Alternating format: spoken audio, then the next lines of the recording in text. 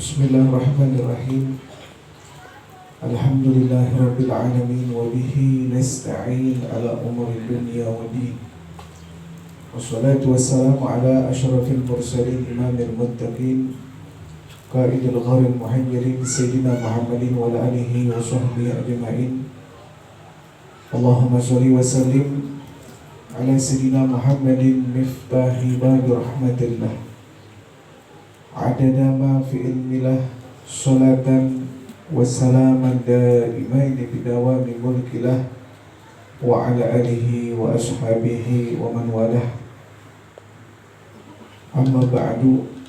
Alhamdulillah, segala puja serta syukur kehadirat Allah Subhanahu wa ta'ala yang mengumpulkan kita di dalam malam hari ini, yang kita tidak pernah puas menggali, mendapatkan ilmu, mendapatkan cerita tentang akhlak dan adab, begitu juga kemuliaan Nabi besar Muhammad SAW.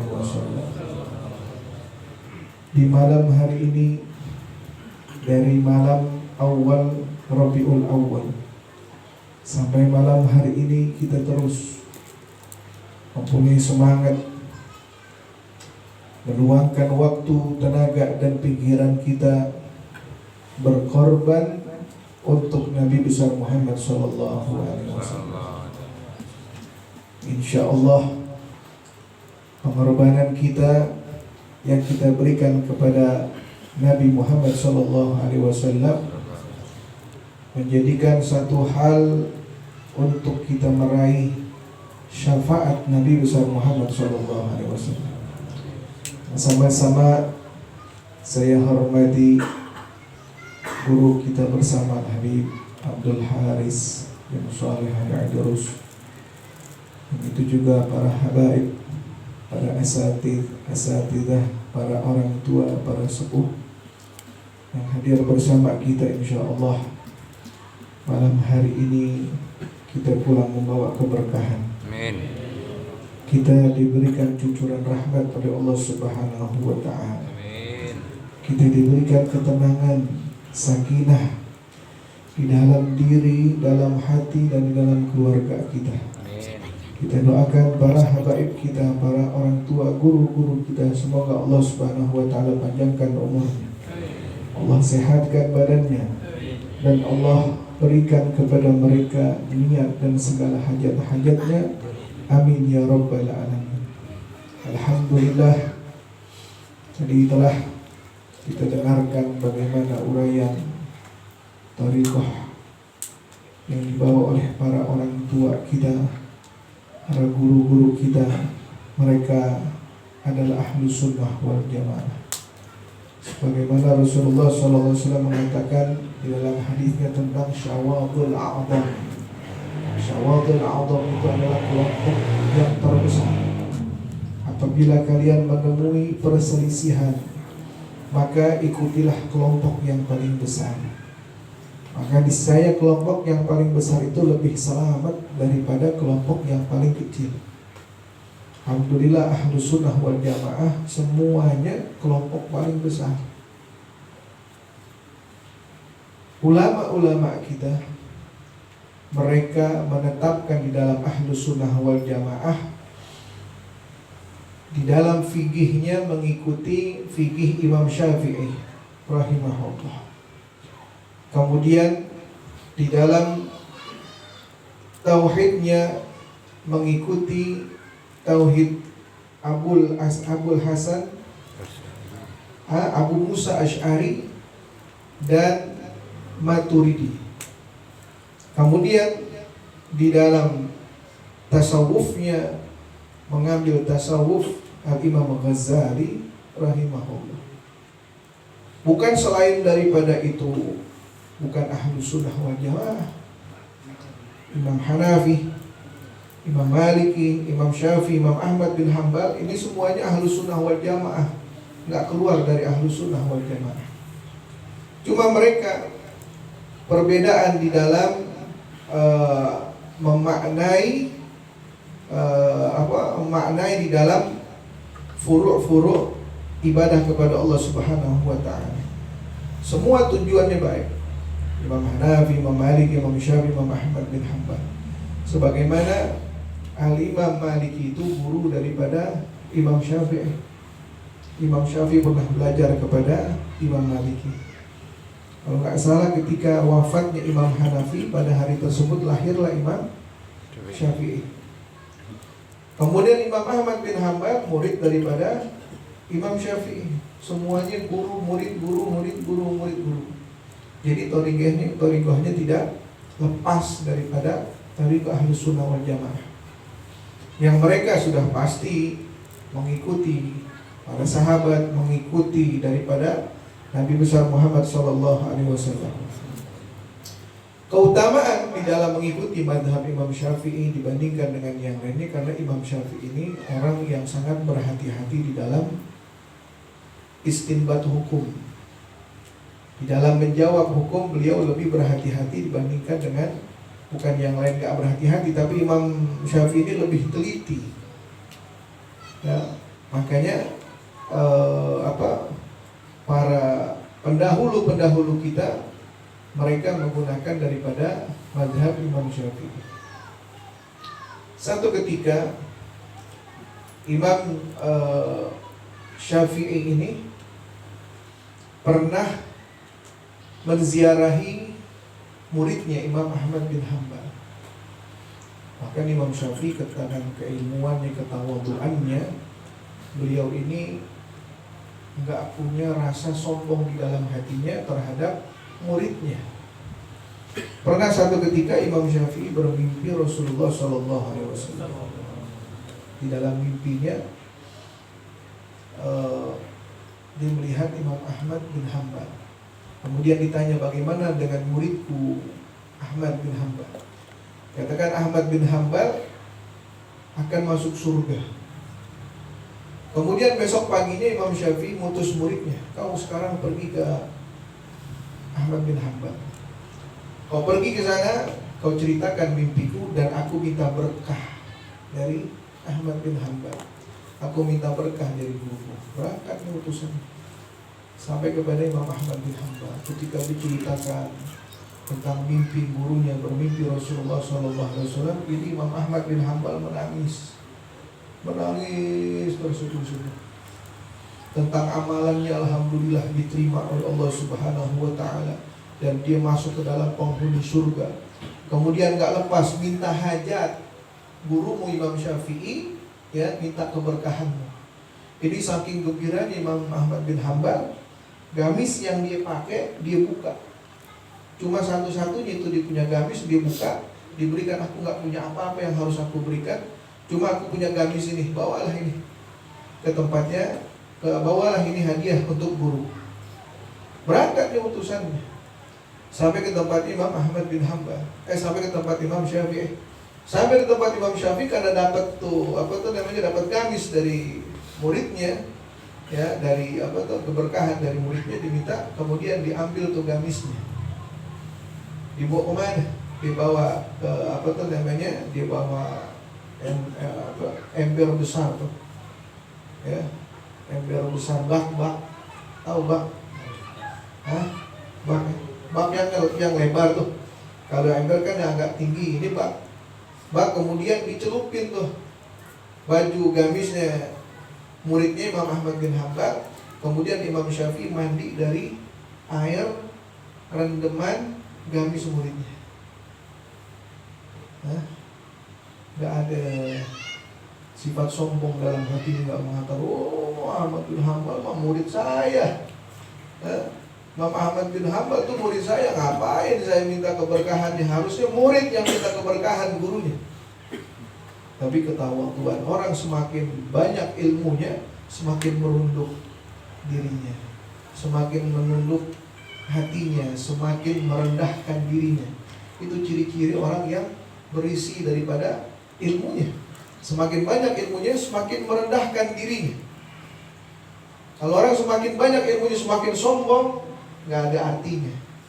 Karena kesombongan itu Ya, kesombongan itu satu hal yang bisa menghilangkan keberkahan ilmu. Ya, siapa sih makhluk yang punya sifat sombong? Yang makhluk yang punya sifat sombong cuma satu, iblis.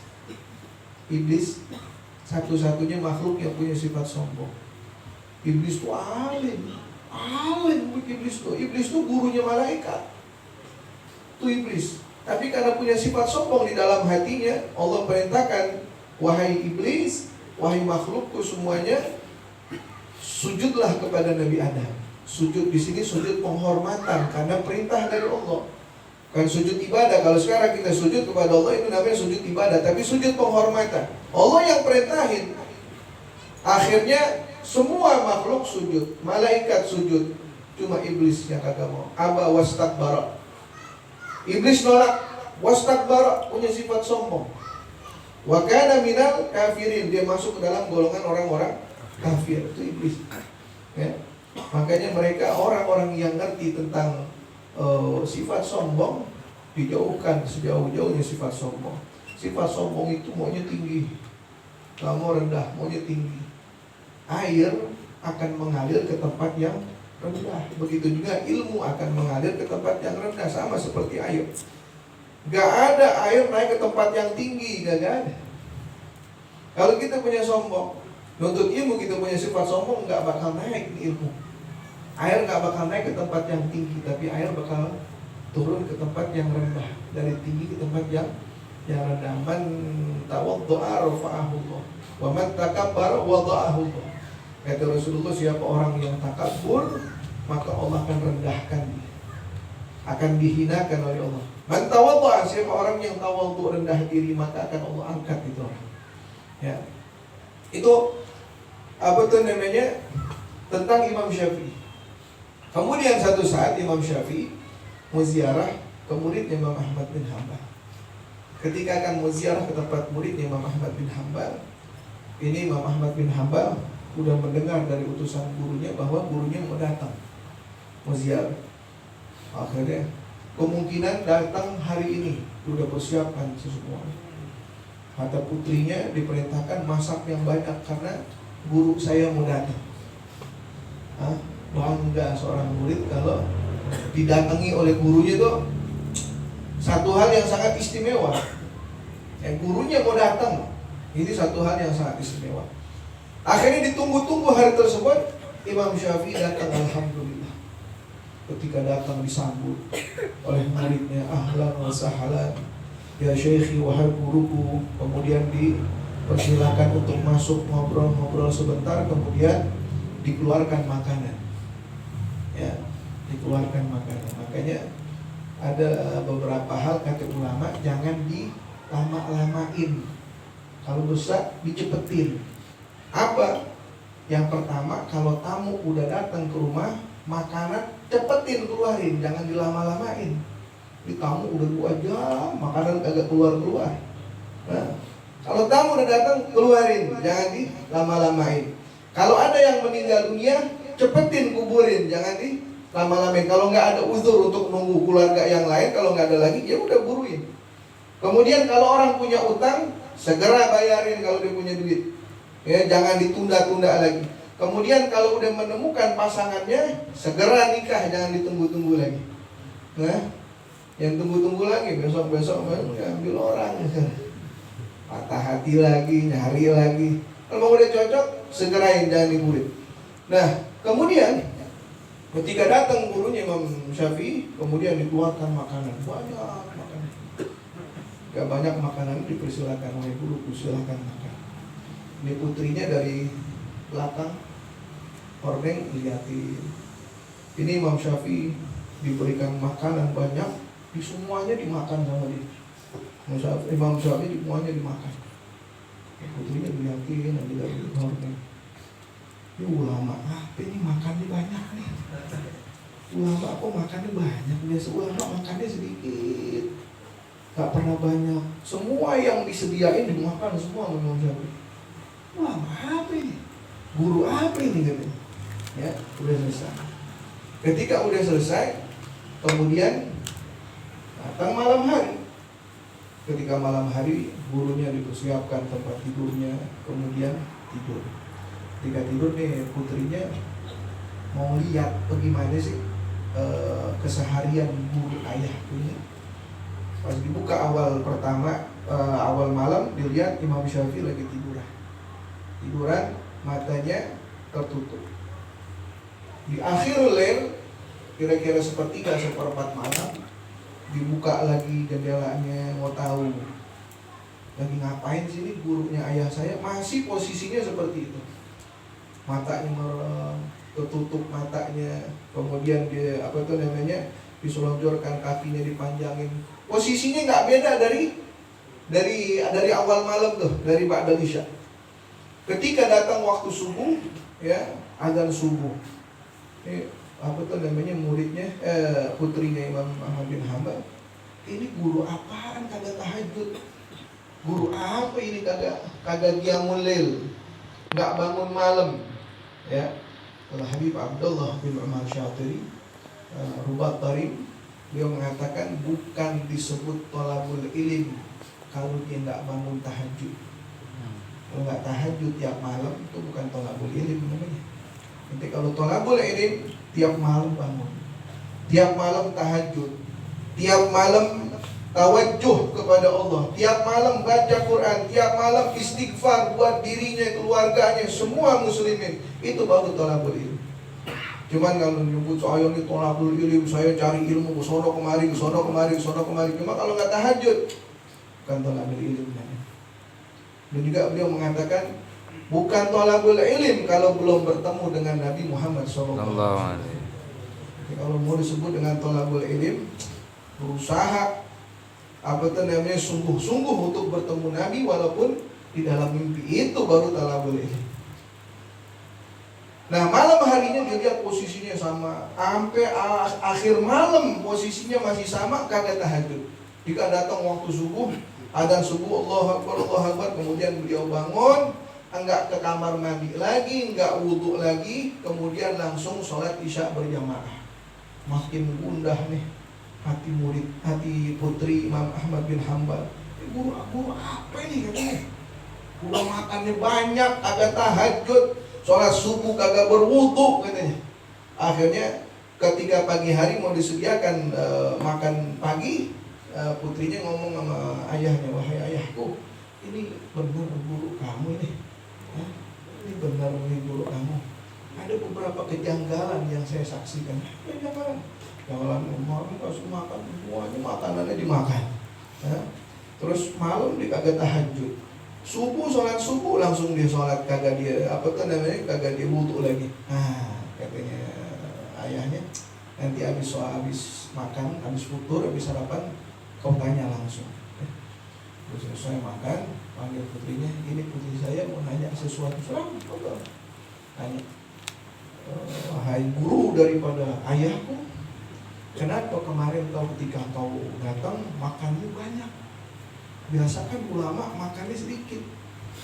Ya, begitu juga ulama itu ya nggak makan banyak, perutnya itu nggak bakal kekenyangan. Selalu makannya sedikit dan perutnya itu lapar.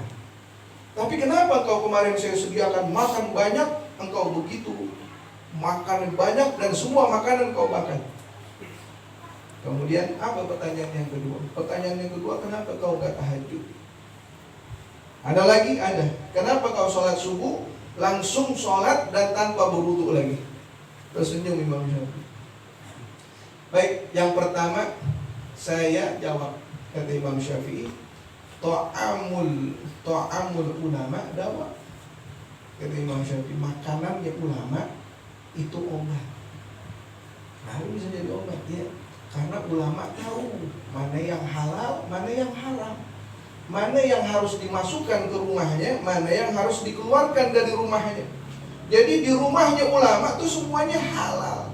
Kalau kita makan yang halal, itu bisa jadi obat buat batin kita, bisa jadi obat buat hati kita, bahkan bisa membuat semangat tubuh kita untuk ibadah kepada Allah. Makanya semuanya dikasih makanan, saya makan semuanya, karena semuanya itu bakal jadi obat. Kecuali ente makan Di mana tahu? Nggak tahu tuh berasal dari mana. Karena ulama kan tahu yang mana yang haram, yang mana yang halal, yang mana harus masuk rumahnya, yang mana harus keluar dari rumahnya. Dia bisa milah-milih. Jadi semuanya di rumah ulama itu halal, hatta makanannya halal. Kayaknya besok-besok kalau ke rumah ulama dikasih makanan, habisin aja makanan. Rumah 40 hari dikasih makanan, habisin makanan. Halal. Kenapa? Karena mereka tahu itu halal. Dia tahu yang mana halal, yang mana haram, dia tahu itu. Ya. Terus yang kedua, kenapa engkau nggak tahajud? Kata Imam Syafi'i, kenapa kau nggak bangun tahajud? Kenapa kau tidur? Kata Imam Syafi'i, saya nggak tidur. Saya bilang saya tidur. Saya sedang istinbat hukum. Nih, lagi mikirin. Dari Al-Quran seperti ini, dari hadis Nabi seperti ini. Nanti kalau ada pertanyaan ini, jawabannya apa dari Al-Quran, jawabannya apa dari hadis Nabi. Terus seperti itu sepanjang malam sampai subuh. Aku sholat subuh nggak berwudu lagi karena aku nggak batal wudunya. Wudunya kagak batal. Gimana mau wudu lagi? Orang wudunya kagak batal dari habis isya. Gimana dia mau wudu lagi? Jadi dia sholat subuh dengan wudunya isya. Dengan wudunya isya. Itu Imam Syafi'i. Bahkan Imam Syafi'i mengatakan pernah dia ngadu sama gurunya. Imam Syafi'i itu di Mesir, rahimahullah. Imam Syafi'i pernah ngadu sama gurunya karena ada satu hal yang membuat susahnya dia ngafal. Imam Syafi'i kehebatan ngafalnya itu kalau dia membaca kitab, dia baca halaman sebelah kanan, sebelah kirinya harus ditutup. Karena kalau nggak ditutup, dia ngafalin sebelah kanan, dia ngelirik ke sebelah kiri, ikut hafal nih. Makanya ditutupin sama dia. Dibaca nih ngafal, udah selesai, nih tutupan ditaruh lagi sini, kemudian dibaca sini lagi ngafal. Di sini tuh hafalan Imam Syafi'i sekali baca langsung bisa hafal. Satu waktu Imam Syafi'i pergi ke pasar. Di pasar kan ikhtilat baina nisa wa rijal, bercampurnya antara laki-laki dengan perempuan. Di dalam ke pasar ngelihat perempuan tuh bajunya keangkat, kelihatan tumitnya doang. Tumit kelihatan tumitnya doang. Pulang ke rumah ngafalnya jadi susah. Susah ngafal. Kenapa ini? Kenapa saya bisa susah hafal? Anak punya guru, ngadu sama gurunya. Dikatakan syakauti la waqi'i su'ahifdi. Aku pergi ke guruku dan aku ngadu sama guruku. Wahai Imam Waqi', kenapa saya punya gundah nih? Kenapa sekarang ini saya kalau ngafal susah? Syakautu ila waqi'in su'ahifdi fa arsyadani an tarkil ma'asi fa inna ilma nurun wa nurullah la yu'ta an-asi. Aku ngadu sama guruku tentang susahnya hafalanku. Kata guruku mengatakan ilmu itu adalah cahaya. Ya, ilmu itu adalah cahaya dari Allah. Yang mana cahaya ini tidak akan datang kepada orang yang bermaksiat. Ilmu itu tidak akan datang kepada orang yang bermaksiat. Apa sih maksiat Imam Syafi'i? Cuma ngeliatin tumit doang. Itu nggak terbahas, paling nggak hancur tuh hafalan, hilang kabur tuh hafalan. Ya, bukan susah lagi, udah berkali-kali baca kagak hafal-hafal. Kenapa? Karena antara ilmu dengan kemaksiatan itu nggak bisa disatukan. Itu mau pilih saja, pilih yang mana? Ilmu tinggalin kemaksiatan. Dia maksiat bakal hilang ilmu. Nggak akan bisa menyatu antara ilmu dengan kemaksiatan. Akhirnya sama Imam Syafi'i ditinggalkan sejauh-jauhnya itu kemaksiatan, dia taubat kepada Allah, kemudian kembali lagi hafalan. Imam Syafi'i pernah mengatakan, "Uhibbus shalihin wa lastu minhum an anala bihim syafa'ah. Karahtu man bidu'atuhum ma'asi walau kuntu sawa'an fil bidu'ah." Kata Imam Syafi'i mengatakan, "Uhibbus shalihin wa lastu minhum." Aku cinta sama orang-orang saleh, walaupun aku bukan dari golongan. Masih tawadhu, masih merendahkan dirinya. Aku cinta sama orang-orang soleh, walastu minhum, walaupun aku bukan dari mereka. An anala bihim syafa'a, aku cinta sama orang-orang soleh karena kelak supaya saya bisa mendapatkan syafaat dari orang-orang soleh.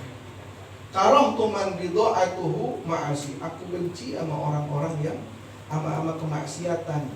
Walau kuntu sawaan fil bid'ah, walaupun aku dengan orang maksiat ini sama. Walaupun aku sama orang maksiat ini sama, tapi aku benci tentang kemaksiatan. Ini namanya ketawaduan seseorang. Dia ungkapkan di dalam bait-bait syairnya. Banyak tuh syair-syairnya Imam Syafi'i. Luar biasa Imam Syafi'i. Karena kehebatan ilmunya dan ketelitian yang luar biasa, sehingga para ulama-ulama kita mereka mengambil madhabnya madhab Syafi'i. Kemudian diambil tauhidnya di dalam Abu Musa Asy'ari wal Maturidi, karena kedua-duanya orang-orang yang paling teliti juga di dalam ilmu tauhid. Kan kita tahu sendiri bagaimana ketika Allah Subhanahu wa taala, ayat Al-Qur'an itu ada yang bisa ditafsirin, ada yang nggak bisa ditafsirin. Ada yang bisa ditafsirin, ada yang nggak bisa ditafsirin. Seperti Asy'ariyah wal Maturidiyah ketika di dalam ayat Ar-Rahmanu alal arsy istawa. Allah Subhanahu, Ar-Rahman itu sifatnya Allah. Ar-Rahmanu alal arsy istawa. Allah Subhanahu wa taala berdiri di atas arsy-Nya. Nah, ini hati-hati nih. Jangan salah mengartikan. Ente salah mengartikan bisa kufur, bisa keluar dari agama Islam. Ya, bahkan Asy'ariyah dan Maturidiyah ini tidak berani menafsirkan ini. Jadi akhirnya mereka mengembalikan maknanya dan artinya kepada Allah Subhanahu wa taala. Kayak kaf, ha, ya, ain, shad, apa artinya? Ya, apa artinya? Alif, lam, mim, apa artinya? Jadi ada ayat yang bisa diartikan dan ditafsirkan, ada ayat yang nggak bisa ditafsirkan. Yang udah ayat tersebut sudah mentok di dalam kalimat-kalimat manusia, lebih baik tidak ditafsirin dan kembalikan maknanya kepada Allah Subhanahu wa taala. Ada sebagian kita saking beraninya menafsirkan ayat ini, mengatakan Allah berdiri di atas arsy-Nya. Dia nggak tahu setelah itu bakal ada pertanyaan lagi. Kalau Allah berdiri berarti Allah punya kaki. Kalau Allah punya kaki, berdiri berarti memerlukan tempat. Terus akhirnya menyamakan, naudzubillah min dzalik, menyamakan dengan makhluknya, menyamakan dengan manusia. Ini yang bisa keluar kita kufur daripada agama Islam. Ya, ini yang bisa mengeluarkan seseorang yang tadinya Islam bisa keluar dari agama Islam karena hanya menafsirkan dengan otaknya sendiri. Jadi kalau menafsirkan ayat itu harus dengan mufassirin. Apa tafsirnya orang-orang ahli tafsir, bukan dengan akal pikiran kita. Dalam hadis disebutkan orang yang menafsirkan Al-Quran dan hadis Nabi dengan tafsirannya sendiri, ya, maka persiapkanlah tempatnya untuk masuk ke dalam api neraka. Itu punya ahli tafsir banyak, ada Al-Baghawi, Ibnu Katsir, Jalalain, banyak tuh ahli tafsir kita. Lihat tafsir Munir, lihat apa tafsirnya ayat ini, apa tafsir itu yang lebih bagus dibandingkan kita menafsirkan dengan akal pikiran kita. Ya, banyak ayat-ayat. Jadi ada yang bisa ditafsirkan, ada yang kagak bisa ditafsirkan. Ya. Jadi dan mereka mengambil tasawufnya, tasawuf daripada Imam Ghazali. Imam Ghazali kitabnya yang luar biasa itu kitab Ihya Ulumuddin. Tidak ada kitab setelah Al-Quran kecuali kitab Ihya Ulumuddin. Semuanya itu udah 4 jilid, itu udah dibahas sama Imam Ghazali. Semua apa yang ada dalam Al-Quran. Mau hal-hal yang membuat kita selamat di dunia ada. Mau hal-hal yang membuat celaka ada. Mau kita lihat penyakit hati kita ini apa sih, ada nggak di dalam Ihya Ulumuddin? Cari di situ. Semuanya ada dalam kitab Ihya Ulumuddin. Itu kitab Ihya Ulumuddin dari zamannya Imam Ghazali sampai zaman sekarang banyak ditelaah oleh ulama-ulama kita. Kayak Habib Abu Bakar bin Muhammad As-Segaf di Gresik. Beliau seorang wali kutub. Beliau aja baca kitab Ihya Ulumuddin sampai 40 kali khatam. Udah khatam, balik lagi, baca lagi dari awal, khatam, baca lagi dari awal, baca lagi dari awal, sampai 40 kali khatam. Itulah ilmu yang tidak ada puas-puasnya bagi orang untuk menggali. Maka kata Rasulullah SAW, ada dua hal yang tidak akan pernah ada kepuasan. Yang pertama ilmu, yang kedua dunia. Ketika kau cari dunia, nggak akan pernah ada puas-puasnya. Udah punya satu rumah, mau punya dua rumah. Punya dua rumah, mau punya tiga rumah. Terus begitu, nggak ada puas-puasnya orang yang cari dunia. Tapi kalau orang punya sifat qanaah, merasa cukup apa yang telah Allah berikan kepadanya, itu orang yang kaya. Kaya hatinya, kaya dirinya. Ya, itu Imam Syafi'i rahimahullah. Sehingga para ulama kita, mereka menjadikan menjadikan Syawadul A'zam dengan ahlus sunnah wal jamaah. Bukan ahlus sunnahnya aja, jamaahnya dipotong, disunat. Ada orang saya ahlus sunnah, kagak ada jamaahnya. Harusnya ahlus sunnah wal jamaah. Itu baru benar. Itu baru disebut dengan Syawadul A'zam. Yang di negeri kita, di luar negeri, semuanya itu termasuk daripada ahlus sunnah wal jamaah. Nah, kita dengan madhab Hambali, madhab Maliki, madhab Hanafi, itu nggak ada permasalahan. Karena semuanya masih satu garis, guru dengan murid semuanya. Jadi nggak ada keluar. Perbedaan hanya perbedaan furu'iyah. Itu tidak mencapai seseorang sampai keluar daripada agama Islam. Nanti kalau itu telaah lagi di dalam madhab Syafi'i, nanti ada lagi pendapat Imam Ibnu Hajar sama pendapat Imam Romli. Ini mana yang saya jadikan patokan nih? Imam Ibnu Hajar atau Imam Romli? Sama. Dua-duanya boleh dipakai karena dua-duanya itu madhabnya Imam Syafi'i. Jadi dari madhab Imam Syafi'i nanti ada cabangnya lagi.